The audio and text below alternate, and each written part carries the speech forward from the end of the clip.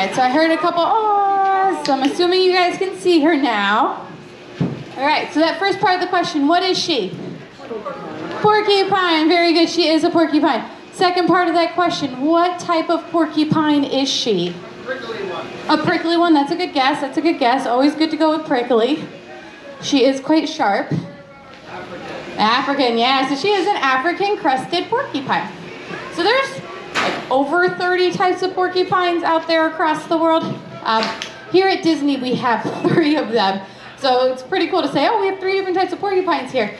But there's over 30. So she's an African crested porcupine. They're also known as Cape porcupines, and they are the largest porcupine species. So the size you see her is as big as porcupines get. Right now she is 13.8 kilograms. If anybody wants to do the conversion on kilograms to pounds, go for it. It's like 2.2, I think. But that's how big she is. I think that means she's around like 30-ish pounds, give or take, a pound or 2. We do weigh her once a week to track her weight just to make sure she is maintaining a healthy weight.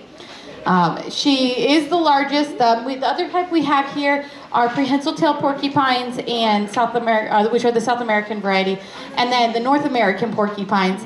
And their weight is between like 5.9-ish for the prehensile tails, and then the North Americans are about 6.5-ish kigs, sometimes more if Spruce has had a lot to eat.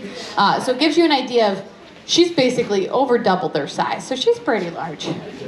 Now somebody mentioned she is prickly, she is very prickly. What does she have all over her body that makes her prickly?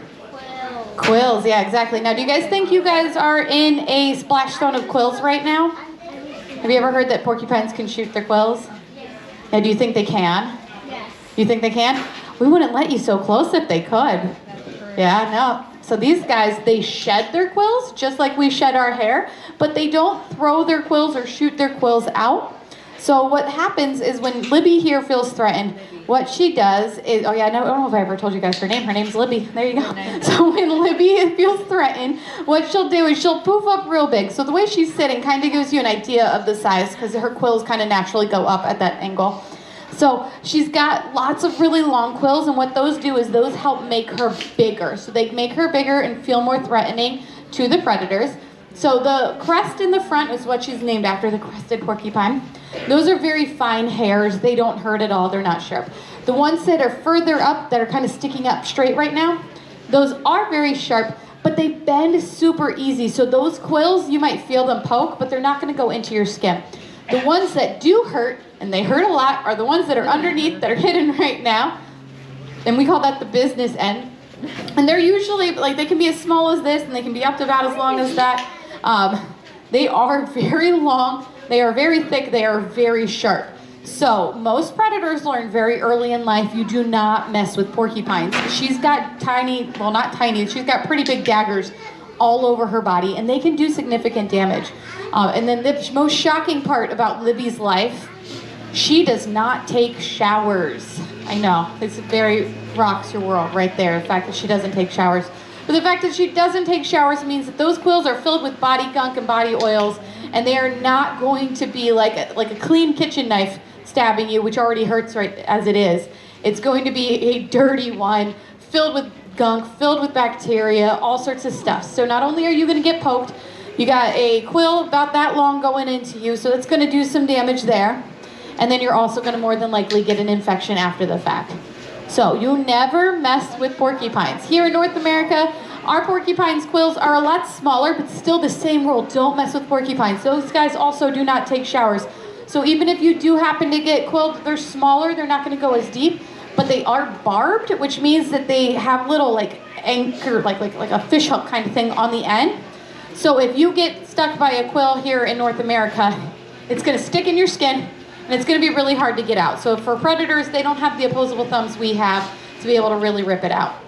Now I can say I've never been quilled by Libby here, and I've been accidentally quilled by one of our prehensile tail porcupines, which was my fault. And it wasn't even a quill that was on the porcupine's body anymore. Those guys are arboreal, so their entire exhibit lives above our head. So I was reaching around trying to see if there's anything to clean up, and that's how I got a quill stuck in my finger. And then that morning I tried to pull it out myself, and I couldn't do it, so I walked up to Jen. I was like, Jen, You're gonna have to do it. You're gonna have to pull the quill out for me. And then she kindly pulled the quill out for me. I don't know if you remember that. I vividly remember this. You don't remember it at all? I vividly remember this. Alright. Okay, so she's gonna have Libby come up here for a second, and I'm gonna search for a volunteer. You volunteered? Okay, I saw your hand in the blue jacket there. Come up first. Okay, so what you're gonna do is you're gonna stand right here for a moment, and I'm gonna give you an example of what you're going to do. So I'm gonna hand you this nice little pole. Do you know what it's called? I'd be surprised if you did. I didn't tell you its name. So we call this a target pole. So if you look at Jen, she just put it out for Libby, and Libby came up and touched it. So what you're gonna do is we're gonna have you stand right here so Mom can get a nice good picture. And then you're gonna hold it out just like this, and when Libby comes up, Jen is gonna click her clicker, and then she's gonna get her treat. So go ahead and take the target pole, hold it nice and far out for her. Target. Oh, do you want her to tap it? Yeah. Okay, so go ahead, do me a favor and tap that on the stage, like boom, boom. She's like, I know this. Try it again. This is the first time in a while we've done this. Boop, there we go. All right, so you can pull that back. All right, do you want to do it again? Try it again. Do you want her to move over here away from this thing? See if it helps? Okay, so we're going to move you right over here. She's following it. Oh, she's following it. She is trained to follow the target poles too. So you're going to do the same thing right there. And when Jen tells you, you can tap that on the stage. All right, go ahead. There we go. Good job. Awesome. She will follow that right off. Here you go. Thank you so much.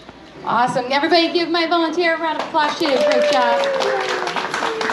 Awesome. So what she was doing was helping with a training session. Like I said, we haven't done it in a while, so Libby was very confused. She was like, what am I doing? Where am I going? Oh, but she had a snackies.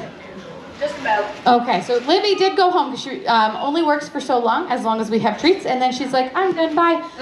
So Jen ran out of snacks, so she went home. But that was training that we do with the target poles. It's super important training because it allows us to do a lot with her. Having her come up to that target can help us guide her to different areas. If we're doing training where she goes into her medical crate, we can use that target to guide her into the crate so she understands she needs to go into something. If we need her to turn around for any reason, we can get her to turn around. Those targets are really, really helpful. If you guys have animals at home, you can also do the same thing. My cat has a target. It's not a giant target pole. It's my finger. I just do this, and I'll hold up my finger, and I go, target, and she puts her little nose on my finger. It's super fun. Alrighty, so I talked a lot. Does anybody have any questions? You have some quills. Questions? No? Oh, you got a question? What's your question? Pardon? Oh, I'm so sorry, sweetheart. She's actually out of snacks, which means she has to go home. So we can't, unfortunately, bring her back out. She is out of snackies. You have a question? Go for it. Why is it so sharp? Why is it so sharp? So I can't say the exact reason it grows that way. But the reason it's so sharp is where she lives in Africa. What type of predators live in Africa? Yeah, lions. You think your lions, your cheetahs. Got leopards out there in some areas. I don't know if she comes across those ones. But they're huge, very large. Hyenas, painted dogs. All sorts of really huge, big predators. So if you don't have, here, this is an example of the business end one I kept saying. If you do not have daggers attached to your body, you've got to be a really quick runner or really good at hiding or defending yourself in some other way. So having the quills is just their adaptation to really defend themselves from predators. It's actually really cool because it's minimal effort. How she does it is she flares up real big and she stomps her feet.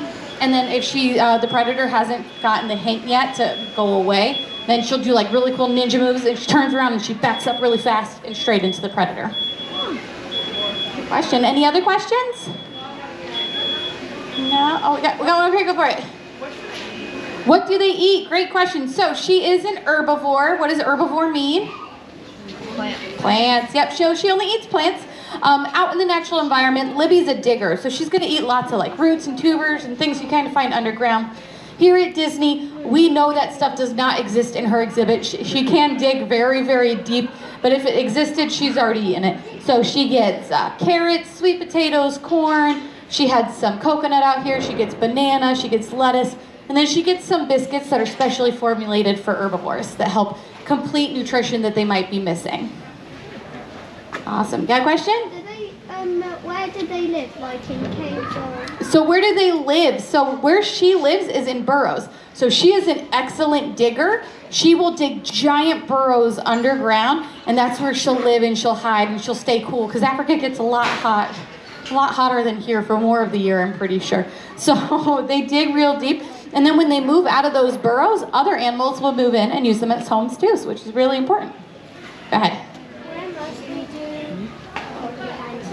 Where mostly do porcupines live? Literally across the world. They're on every continent except for Antarctica. Even then I could be wrong. I'm pretty sure I'm not wrong. So they are found all over the world. There's over 30 types of them. So they come really, really small up to her size. Go ahead. Is it like possible to use like a water hose or something to spray her so that way